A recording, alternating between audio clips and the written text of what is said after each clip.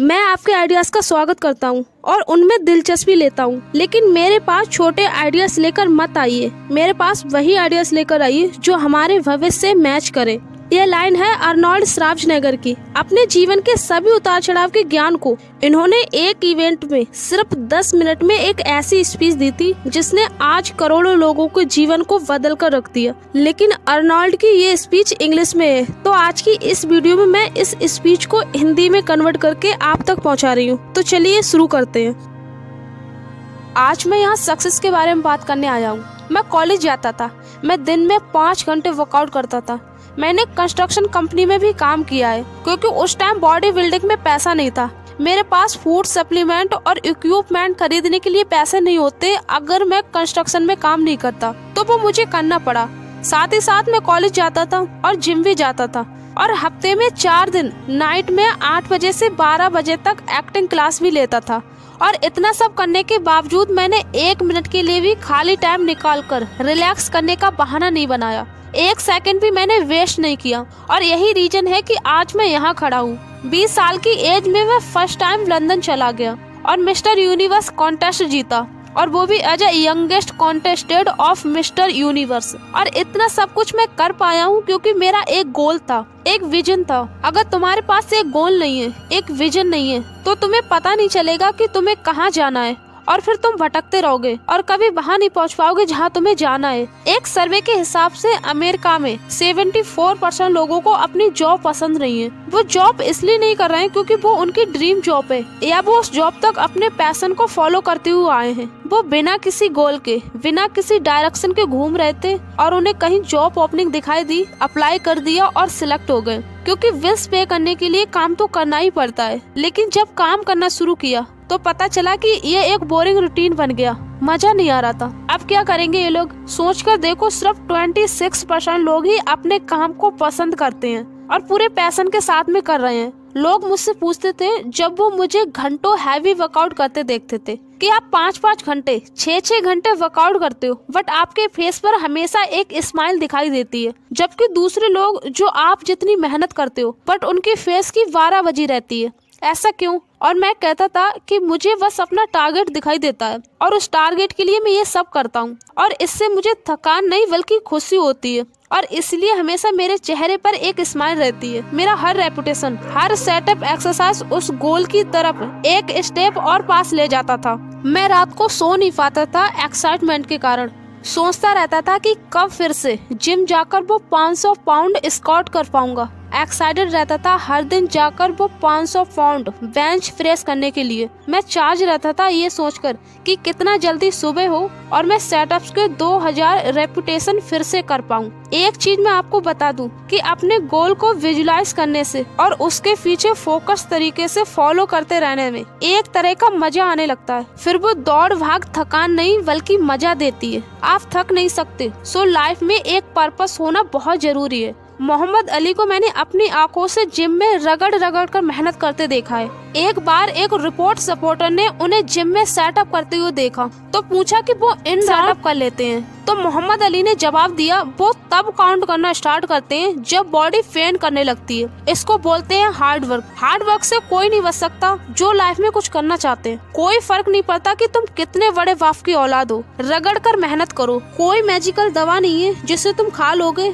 या कोई सक्सेस का मंत्र नहीं है जो तुम जप कर सक्सेसफुल बन जाओगे। कोई शॉर्टकट नहीं है, कोई मैजिक नाम की चीज नहीं है इस दुनिया में। वर्क वर्क वर्क, यही एक तरीका है। मुझे इतना गुस्सा आता है जब लोग मुझसे कहते हैं कि उनके पास टाइम नहीं है जिम जाकर 45 मिनट भी वर्कआउट करने का, या फिर कोई और काम करने का, एटलीस्ट 1 घंटा करने का, जिससे वो फिजिकली और मेंटली इम्प्रूव हो सके। इमेजिन करो, आज से हर रोज आप हिस्ट्री सब्जेक्ट पढ़ना शुरू करते हो। अब सोचो 1 साल में 365 दिनों के बाद में आप कितना कुछ सीख जाओगे। या कोई सब्जेक्ट या टॉपिक जिसमें आप फैसिनेट हो, उसे कंसिस्टेंसी बिना बहाने बनाए 1 साल तक पढ़ते हो या करते हो, उसमें आप कितने ज्यादा अच्छे हो जाओगे। Can you imagine? कोई बिजनेस जो तुम डेवलप करना चाहते हो, रोज अगर उस पर 1 घंटा भी काम करते हो, 1 साल के बाद वो कितना बड़ा बन जाएगा, कितना कुछ आप उसमें गेन कर सकते हो, और वो तुम्हें कितने दूर तक ले जा सकता है। Can you imagine? और इसलिए ये चीज मुझे गुस्सा दिलाती है जब 24 घंटे एक दिन में होते हुए भी लोग कहते हैं कि उनके पास वक्त नहीं है। अगर 8 घंटे आप सोते हो, 10 घंटे जॉब करते हो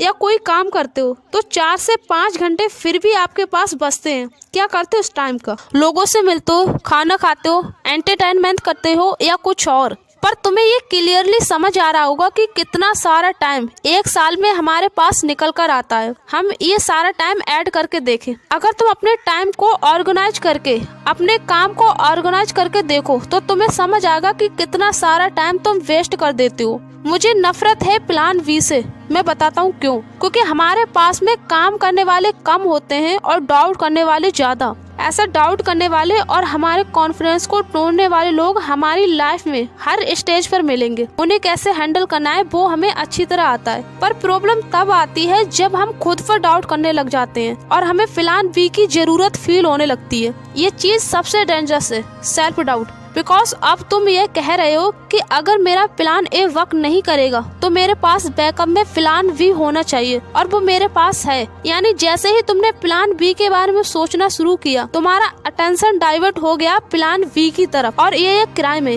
अगर तुम प्लान ए को करते हुए या करने से पहले प्लान बी के बारे में सोच रहे हो, क्योंकि एक प्लान में तुमने 100% दिया नहीं है, तो प्लान ए फेल होगा ही। बिल्कुल हो सकता है। एक बात आज सीख लो कि जब हम बिना सेफ्टी नेट के खेलते हैं तो ज्यादा अच्छा परफॉर्म कर पाते हैं, क्योंकि एक प्रोडक्टिव प्रेशर होता है हम पर जो हमें अपना 100% देने पर मजबूर करता है। अगर तुम्हारे पास में प्लान बी है तो खुश मत हो कि अगर प्लान ए फेल हो जाता है तो मैं सेफ हूँ, मेरे पास प्लान बी है, वो शुरू कर दूंगा। ये कोई अच्छी बात नहीं है। इस एटीट्यूड से काम करने से आपका प्लान बी फिर से प्लान ए बन जाएगा, जो कि फिर फेल हो जाएगा। मैं तुम्हें बता रहा हूँ, मेरी लाइफ में मेरे पास कभी कोई प्लान बी नहीं था।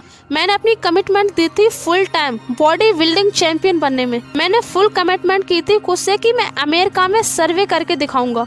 मैंने फुल कमिटमेंट की थी खुद से कि मैं शो बिजनेस यानी कि फिल्म में आऊंगा, और वो भी लीडिंग रोल में। मैं हार्ड वर्क करूंगा और तब तक करूंगा जब तक कि मैं अपने गोल को अचीव नहीं कर लेता। सेम रूल मैंने पॉलिटिकल करियर में भी फॉलो किया था। सो मेरी मानो तो प्लान बी मत रखो, खुद का ही नुकसान कर रहे हो। और लोग क्यों प्लान बी रखते हैं पता है? क्योंकि उन्हें डर लगता है कि प्लान ए फेल हो गया तो क्या होगा। एक बात बता दूं, हारने से मत डरो, क्योंकि फेल होने में कोई बुराई नहीं है। बड़े से बड़ा आदमी जिसके बारे में तुमने सुना है, वो कई बार फेल होने के बाद वहाँ पहुँचे हैं जहाँ आज वो हैं। तुम्हें फेल होना ही पड़ेगा अगर तुम्हें सक्सेस की सीढ़ियाँ चढ़नी है। ऐसा कोई सक्सेसफुल इंसान नहीं है जो फेल नहीं हुआ हो। जो हार नहीं सकता वो जीत नहीं सकता। बास्केटबॉल प्लेयर माइकल जॉर्डन से एक बार एक इंटरव्यू में पूछा गया कि आज आप वर्ल्ड के ग्रेटेस्ट बास्केटबॉल प्लेयर हो, how does it feel? Michael Jordan ने कहा, वेल आप मेरी सक्सेस के बारे में बात कर रहे हो, आपने मेरे फेलियर्स का जिक्र नहीं किया। बट मुझसे पूछो तो मैंने ग्रेटेस्ट बास्केटबॉल प्लेयर बनने से पहले NBA गेम्स खेलते हुए 9000 शॉट मिस किए। माइकल जॉर्डन ने उस टाइम तक 9000 शॉट मिस किए। Can you imagine? तो क्या वो फेलियर थे? नहीं, वो उस time even all time greatest basketball player हैं। जितने बड़े फेलियर होंगे उतनी बड़ी सक्सेस होगी। हम सब फेल होते हैं, इट्स ओके। ओके क्या नहीं है पता है? मैं बताता हूँ। हारने के बाद फिर से खड़ा नहीं होना, ये ओके नहीं है। फिर से फेल होने के डर से एफर्ट नहीं लगाना, ये ओके नहीं है। खुद की किस्मत या दूसरों को ब्लेम करना, ये ओके नहीं है। अपने वीक पॉइंट पर काम नहीं करना, ये ओके नहीं है। सेम गलती फिर से रिपीट करना, ये ओके नहीं है। ऐसा इंसान लूजर होता है। विनर फेल होते हैं, उठते हैं, फेल होते हैं और हमेशा उठते हैं। कभी फिर से उठने में फेल नहीं होते।